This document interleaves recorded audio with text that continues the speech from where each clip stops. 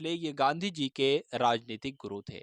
Next question देखिए कि अंतर्राष्ट्रीय शांति एवं सुरक्षा को बनाए रखने की जिम्मेदारी संयुक्त राष्ट्र संघ के किस अंग की है? तो किस अंग की है? सुरक्षा परिषद की है।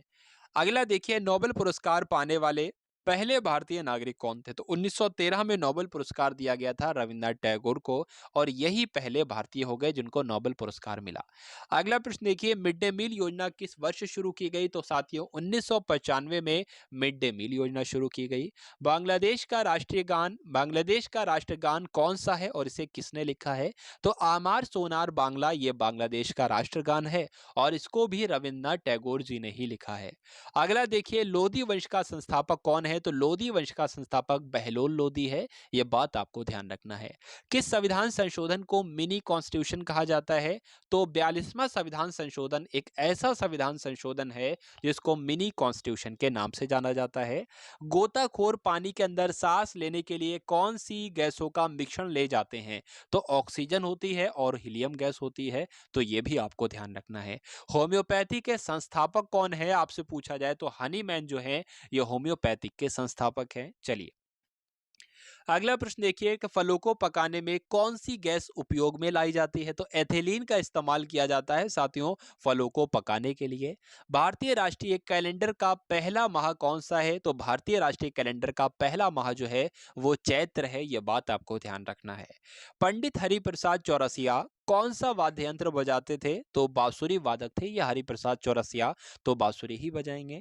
अगला प्रश्न देखिए कि भारत का प्रधानमंत्री बनने के लिए कम से कम कितनी आयु चाहिए होती है? तो 25 वर्ष आयु चाहिए होती है। अगला प्रश्न देखिए, यहाँ पर आपसे पूछा जा रहा है कि सांची के स्तूप का निर्माण किसने करवाया था? तो अशोक के द्वारा साथियों सांची के स्तूप का निर्माण करवाया गया था। अगला प्रश्न देखिए, यक्षगान किस राज्य का लोक नृत्य है? तो कर्नाटक में किया जाता है यक्षगान लोक नृत्य। नेक्स्ट क्वेश्चन देखिए, मैकमोहन रेखा किन दो देशों के बीच की सीमा बनाती है? तो भारत और चीन के बीच जो है ये मैकमोहन रेखा है, आप सभी लोग याद रखेंगे। प्याज में खाद्य भाग कौन सा होता है? तो प्याज का जो तना होता है यही प्याज का खाद्य भाग कहलाता है, ये बात आपको ध्यान रखना है। अगला प्रश्न देखिए कि श्रव्य परिसर में ध्वनि तरंगों की आवृत्ति कितनी होती है? तो श्रव्य परिसर में ध्वनि तरंगों की आवृत्ति जो होती है 20 हर्ट्ज से लेकर 20,000 हर्ट्ज तक होती है। मधुबनी किस राज्य की लोक चित्रकला शैली है? तो बिहार की है भाई, यह बात को ध्यान रखना है। बिहार की है भाई, आपको ध्यान रखना है, मधुबनी आपको ध्यान रखना है। अगला प्रश्न देखिए, विश्व का सबसे ऊंचा पर्वत शिखर माउंट एवरेस्ट किस देश में स्थित है? तो यह नेपाल में स्थित है, आपको ध्यान रखना है। किस नदी को दक्षिण गंगा कहा जाता है? तो गोदावरी नदी को साथियों दक्षिण गंगा के नाम से जाना जाता है।